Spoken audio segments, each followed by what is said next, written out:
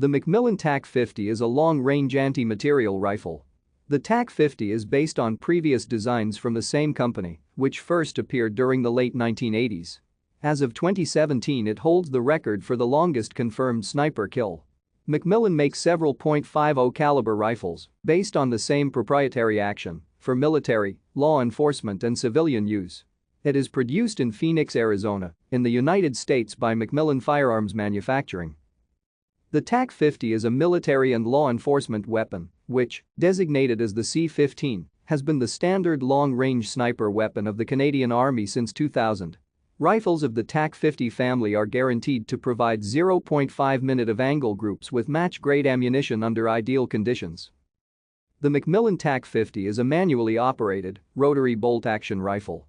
The large bolt has dual front locking lugs, and its body has spiral flutes to reduce weight.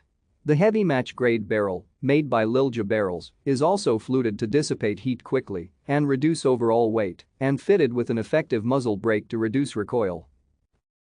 Thank you for watching. Like and subscribe if you would like to view more of our videos. Have a nice day.